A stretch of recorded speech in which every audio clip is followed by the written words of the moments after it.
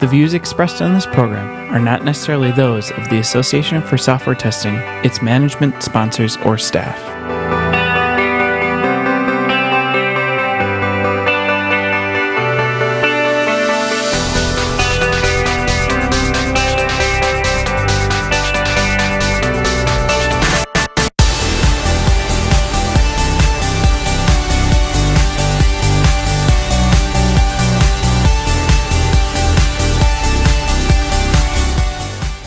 So we're hiring software testers. So we talked before this about different styles, and I think each of us here has been in a position where we're either the manager of a group and we're hiring new employees, or we're involved with the hiring process in some form or fashion. And I think that as a tester, if you've been in the field at least for a little while, you've had the opportunity to at least participate in the interview process. So let's kick things off. Let's talk a little bit about internal process and what your experience has, the challenges or maybe the advantages of being able to have an internal process that is tester friendly. So what is your preferred process for hiring testers? And so it really kind of depends on organization size and the type of tester. So often I hire students, and for me, they're co-op students, so they're short-term. So it needs to be a really structured process. When I'm hiring full-time, kind of junior and senior testers, it needs to be a little more fluid, a little more relaxed. We talked a little bit about kind of HR involvement and getting them involved. And you got to make friends with them, and you got to get them to help you, because if you've got a stack of 1,000 resumes, you're not gonna get through it on your own. My preference is to review as many of them as possible and not have much filtering, because I think I've had a lot of challenges in kind of clearly communicating what the filters are and what the filters aren't. But and I don't. How do you explain, because you get stuck in the buzzwords and all that? Like, how do you tell people what? Well, and I don't think that's a unique kind of problem, because I know that a lot of the standard filters that HR has often filters out people that I think could be good testers. Especially background. Background's a big one. They'll say we need someone with a computer scientist background. No. And has that been your experience? I often get frustrated with the total focus on computer science background, because I think testers need a variety of experiences and a variety of backgrounds. Some of the best testers I've worked with, don't have any kind of computer science background at all. They're just coming in from whatever area. I've hired people who were chemistry majors, zoology majors, English majors. That one's kind of popular. I'm really glad people have hired theater majors. Yes. I have a management degree.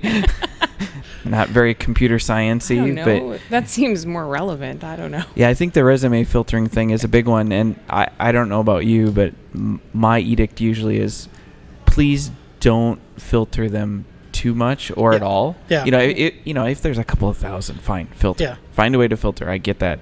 But if there are tens of them or hundreds of them, I might be willing to go through 100. I don't know about you though. I'm very much the same way, where if the inflow is about 100 a week, I can kind of manage that flow and work with that flow.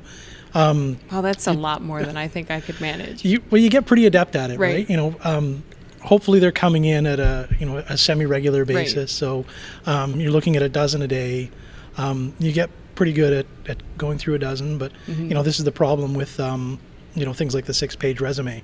Yes, that's what I was going to say. Like, half the resumes I see, it's like, why are you sending me like a 6, 7, 8 page You've seen resume? A 6-page resume? I have. I've seen 12-page resumes. Did you read the whole thing? No. If I got one, I'll just say it right now. If I get one that's 6 pages, I'm going to read it. Just I'm going to read the whole thing, because I want to know what it is so important that requires 6 pages. Right. And it might not be anything special, it's but usually there might be something buried on page 6. So my experience is it's just really going into great detail about projects that really... as line items? Yeah. And just going into like detail after detail. And really, half the time you read the details and you can kind of like suss out what it really was, but ultimately there's so much contextual language for each company that you're reading, and you're like, I don't understand what half this stuff means anyway. Like, so I usually I'll read all of page 1. I'll look at a good portion of page 2 if one was interesting. Yeah. And then maybe I'll glance at the last page just to know what's on the last page. But the middle, it's like, nah, no, yeah, I don't bother. I pretty much stop at page 2. If you can't communicate to me in 2 pages, right. What's important about you, to me, it's even reflective on what your documentation is going to be like in the work environment. I need candidates to be able to communicate quickly and concisely and convey the important message first. Right.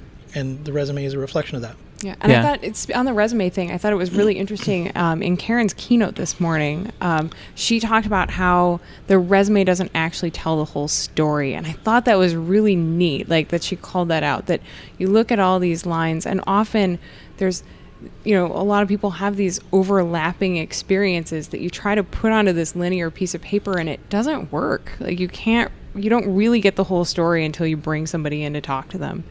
So well, and I don't know about each of you, but a lot of times I'm reading resumes that are not necessarily tester resumes, right? So they may not list tons of projects that they've worked on. Fine. That's okay. I'm okay with that.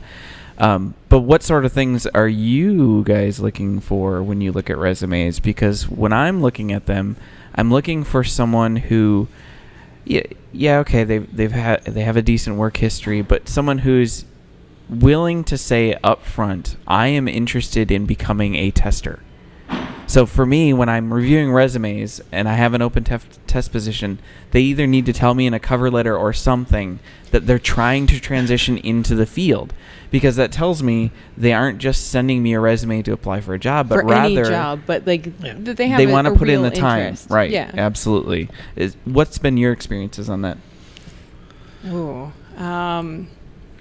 I think that one of the things I really want to see, I want to try and understand somebody's story. I want to kind of follow some sort of path where I can kind of piece together how they got to where they were, especially if they haven't been in testing before. I look for education, not because I think people have to have higher education to do everything. I don't necessarily believe in that, but it does show a sense of a commitment to learning. Well, you know what they said in one of my HR classes? Though? What's that? This is a good one. And this is actually, I tell this to everybody that I run into, is that one of the things that they cover in HR is that oftentimes you're looking for a degree from someone, not because it's necessarily needed. Exception is if you have an electrical engineering position, Yeah. But that proves, and I don't know that I agree with the word proves. God, is this that finish something line or whatever? That they've finished something. They've seen it to the end. Now, I've never used it that way. No. In fact, oftentimes that isn't important to me, especially if they have a work history, and especially if they're saying, listen, I want to get into this field. I want to learn it. It's interesting to me. Oh, and the other thing, don't buzzword me to death. I know bingo. all the definitions of all the stuff, and I don't I want to know you're smart and you kind of know how to use the words, but don't synergize and leverage and harmonize. Oh my God. Although, technically though, a lot of times the filtering systems, if you don't have the right keywords, will filter you out. Now, I did see that one of the best resumes I ever saw was the keywords are at the bottom, way at the end.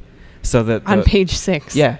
Well, I don't know, 5, 3, something like that. And so the deal is when it went through the system that basically was doing OCR looking for the keywords or the person, they would see it and go, oh, they know this. Okay, cool. Now we can go to stage 2.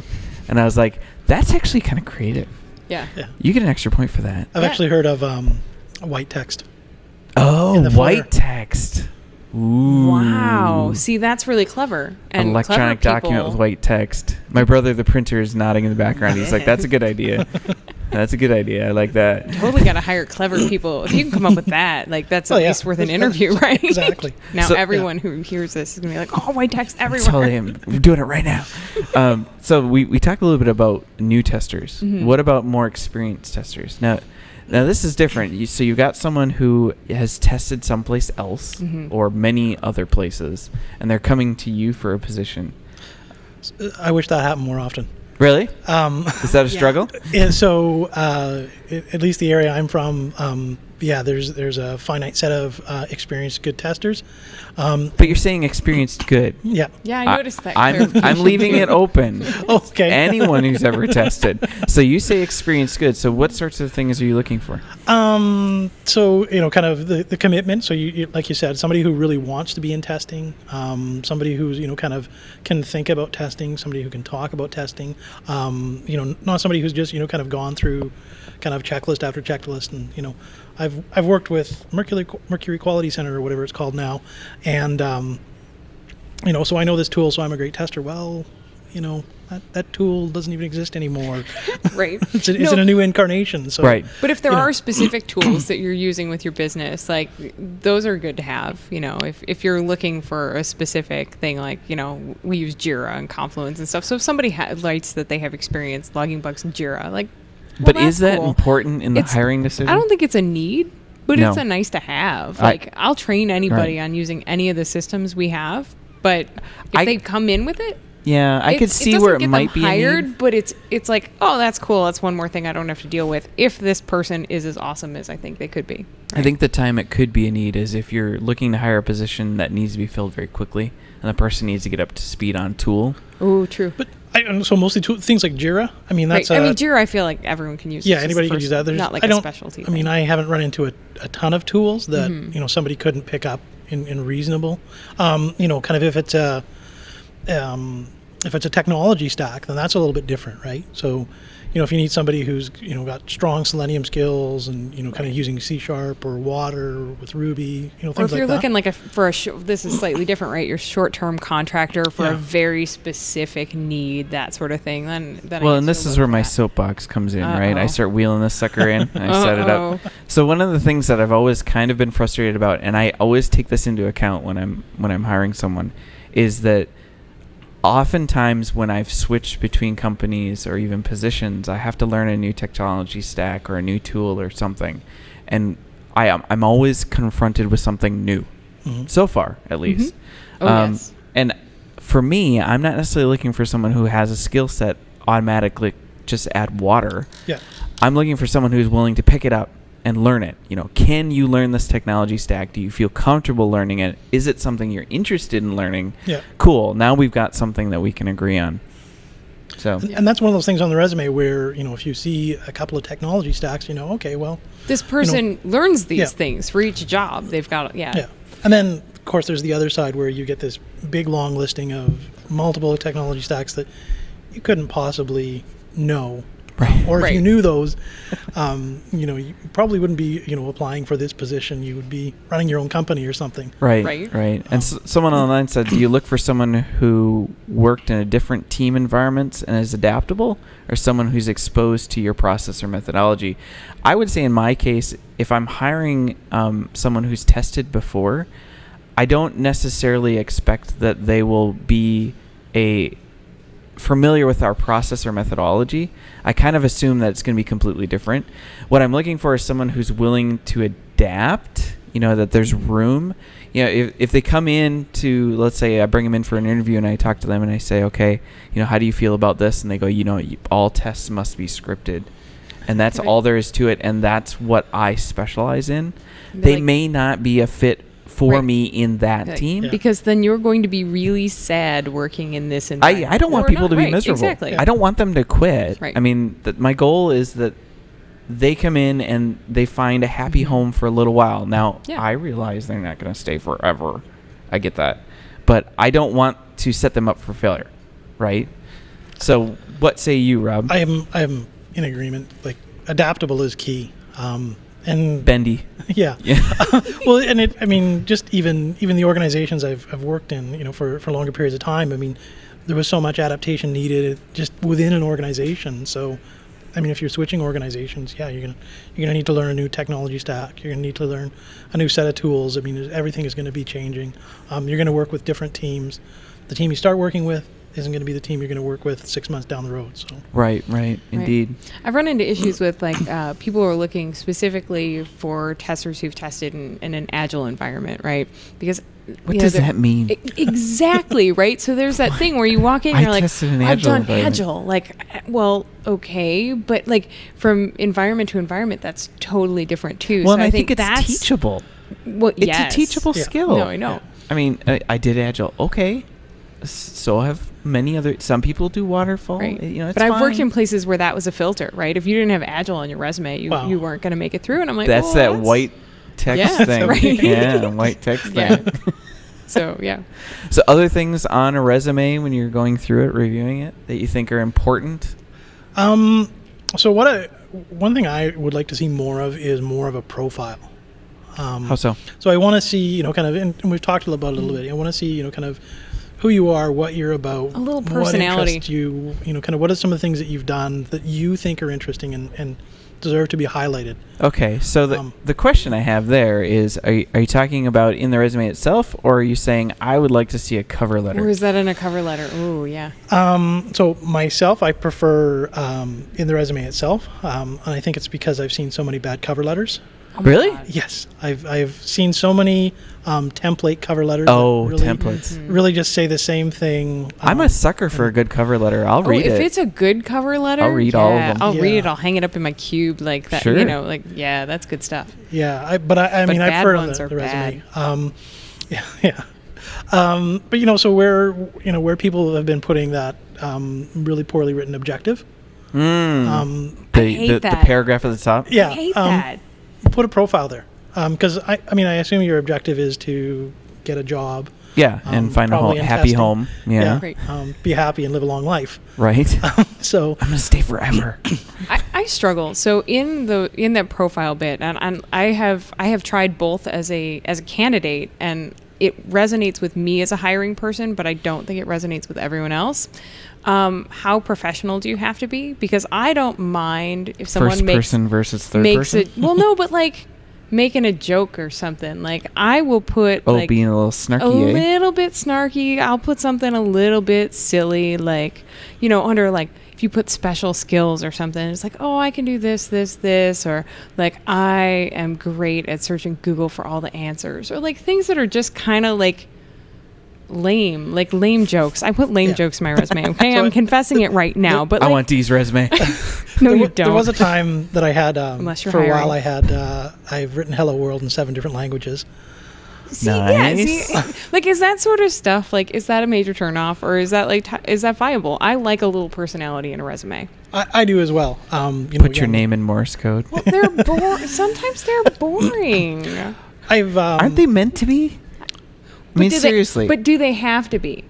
They don't don't know. have to be. And I think that this is always where my personal bias, I think, Right. is kind of dangerous. Because while I would enjoy something like that, Right. would every hiring manager? But here's the thing. Do I want to work in a place That where isn't that's cool with not it? appreciated? Like, I wrote a cover letter once that got me a job because it was like an office administration job that I said, I haven't killed any plants on my watch. Like, that was one of the lines in my Fantastic. resume Good job. or in my cover letter. And it was just like stupid. But like, it made somebody laugh, and they brought me in for an interview, and I got the whole job on personality. You should have put that in your skill set.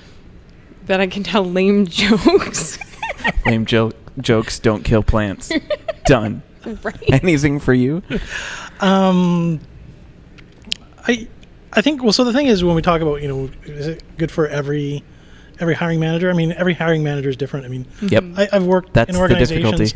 where, like me and other hiring managers were like diametrically opposed at, what we wanted for a skill set. And, that's a challenge in a lot of organizations Right. for a lot of people. And in a lot of ways, I mean, I would suggest to people that when they write their resume, write to the types of companies that you're interested in. Sure, pull it back, keep it Right. professional, Yep. but be thinking about what sorts of things that you want to do and what sorts of things are important to you in a company. Well, and I guess you can kind of, I'm sorry, I totally jumped in. I do that. No. I guess you can kind of take a view from like the job posting itself, right? Some postings are really stiff and so maybe you don't want to be too risky on that. But some of the companies now are posting things that are like really light and hip and like, hey, bring your dog I've to noticed work. that too. And like we've got catered meals and all that. Like, do you like finding bugs? Work for us. And right. I'm like, really? So how do you post your job? Where do you start with that? And how do you like, I don't know. I find writing a job description for what I do horribly boring. And I love writing job descriptions. I love my job. I love them. I like coming to work. I like what I do, but I don't know how to write it in such a way that it makes anyone else want my job. So what I've done is, I've gone with that list. The terrible list you see. Right. So I've taken really bad job postings, gone down to the marketing department, and said, "Hey, can you guys help me out with this? Can you make someone jazz want to this work up a little for bit? me?" Yeah. Can we put some make this jazz pretty. hands on here and make this awesome? And they go, no, we can't. What is Has it worked? Well, parafunctional and so mean? first they start off with no jazz hands, no. White text. It has worked, yeah. So I definitely get much better postings. But is it too markety then? So the ones I've gotten back haven't been, but it's definitely been a discussion with the marketing writers. Kind of what I need, and what kind of they can provide. Okay. Do you feel like you get more results or do you get better? So I guess it's a quality question. If you do something like that, do you get more resumes or do you get more better resumes? More better. More betterer. more betterer. More good resumes. More gooder. I said more betterer on purpose, but whatever.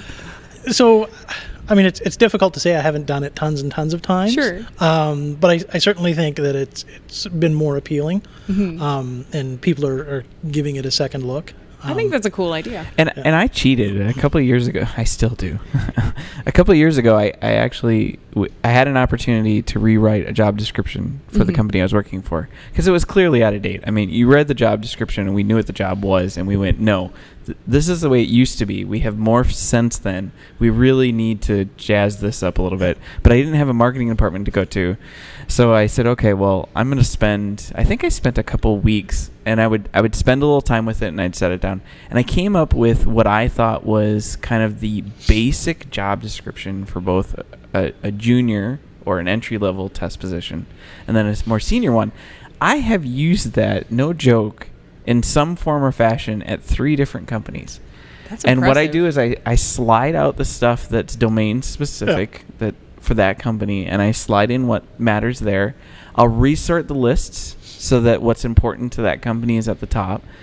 But generally speaking, that's my base, and I think that the folks that I've talked to about job descriptions for testers, I've always gotten the sense that it's staring at the blank page, or it's the other, which is what you're running into, Rob, is I've got this thing that I just don't agree with at all, and I don't know where to start. I just don't.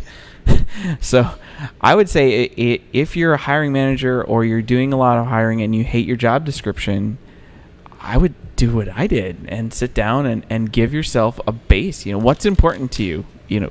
List those out, right. Rank them, and say these are the things that are important, but avoid the things that are specific to your company so that you can reuse it.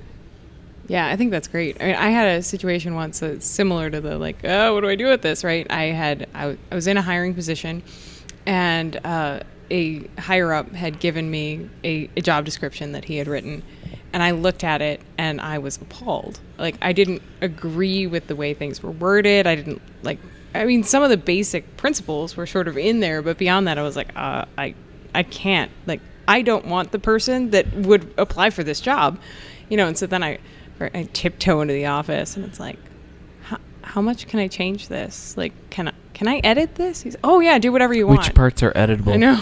Just tell me. And I had that terrifying moment of if I really rewrite this the way I want to write it, what does that mean for me? Where? Well, and the other thing is, going? does HR have to approve it? Right. Yeah. Because that matters sometimes, and I even with my template, sometimes I have to work with the HR manager and say, okay, here's what I want to go with. Yeah.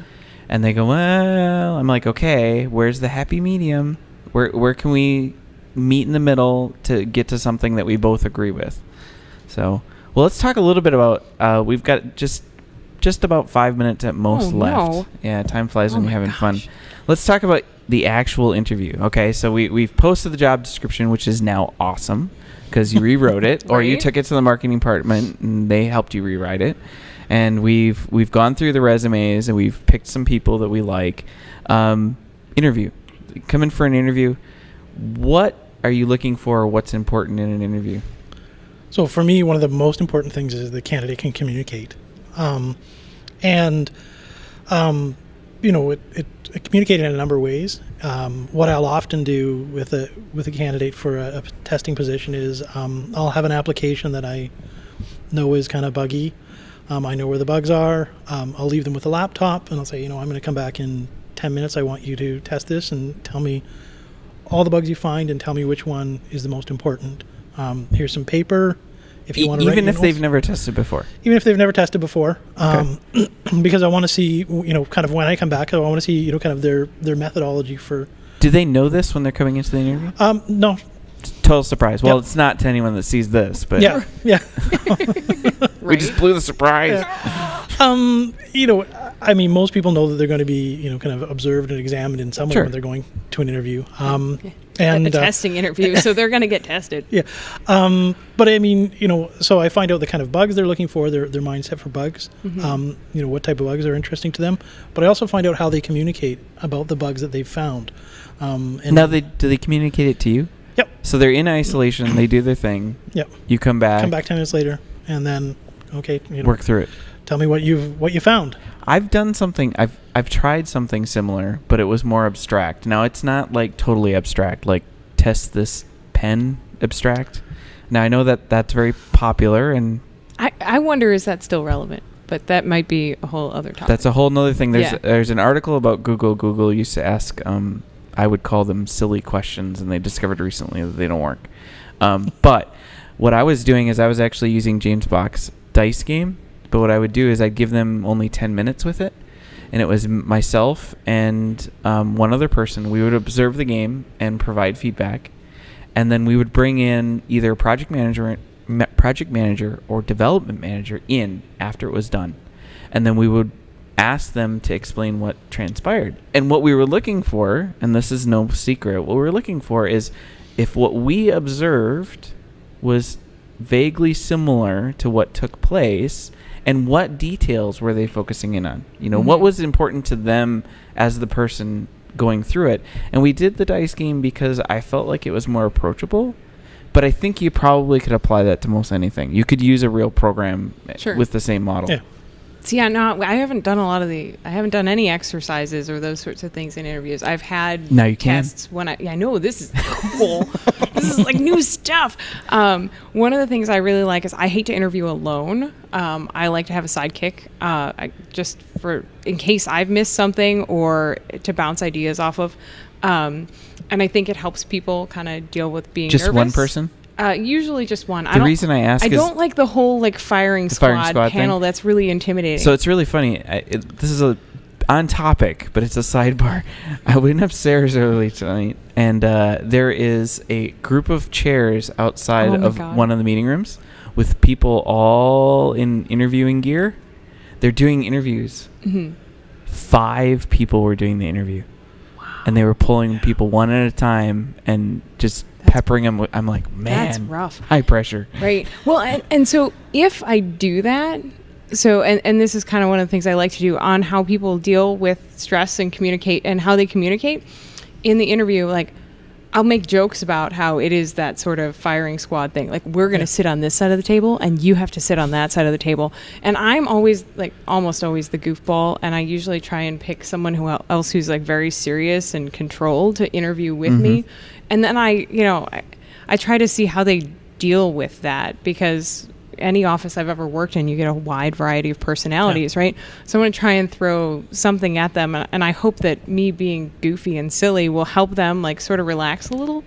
And if I can't get through that and get them to talk after making a bunch of goofy jokes, because as we've already discovered, I tell the lamest jokes ever, then I wonder how well they'll do in an environment where, like my current one, people are shooting Nerf guns at each other all day long. So, So we're coming up on time. Yeah. So what we're going to end with is there a favorite question that you use in your interviews?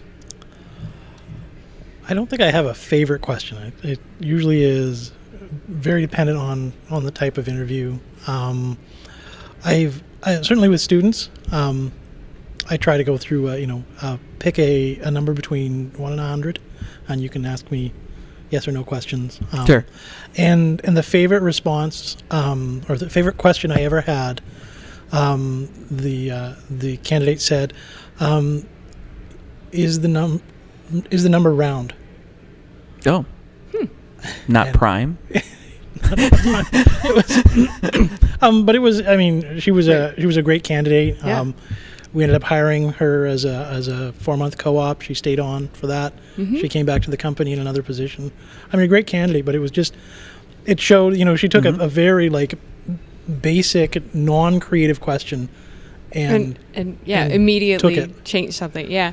I like, and I actually stole this from a list that Ben gave me a while ago, a long time back, is the if a developer finds a bug in a program and refuses to fix it, what do you do? Good one. I still use that I one. love that question. Mm-hmm. And actually I used it recently, and one of the candidates who never tested before looks at me and was like, why would they do that? Yeah, and I'm like, I've had that a bunch of times. And I said, I've what? asked it, yeah. That's probably where you start. And he was like, and then the light bulb went off. And I watched him process through the whole, all the steps that, I might ask this or this or this. And I was like, oh, this is beautiful. Mm-hmm. And it's just wonderful to think of how it sees how they work together with other people, and it's a problem solving thing. And and you can dig into it. It's so common. Oh my God. The cool thing about that question is if they answer it in a way that isn't a perfect fit for your culture, mm-hmm. They say, oh, they must fix it. Dig into it. And I found that when you dig into it with people, sometimes they're very, very flexible. It's just what they've been used to in the past, or they feel like that's the right answer. Right. But in reality, they're much softer about it than that. I think that's the key with just about every question you ask. You do have to mm-hmm. dig in and find out these things and, kind of... Is it fair to say that all of us have no right or wrong answers for the interview questions?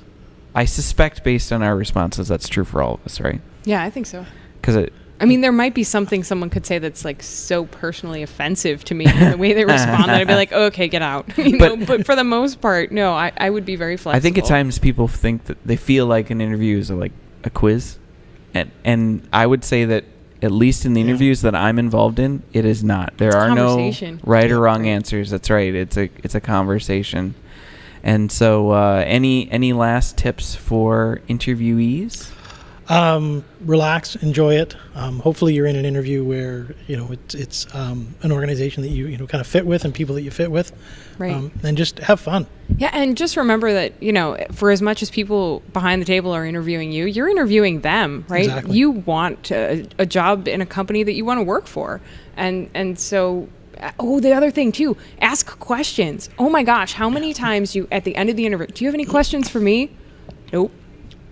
Careful with that. If you really don't have questions, it's okay. No, there's no right or wrong answer. Yeah, Thank you for reiterating that. I'm just saying.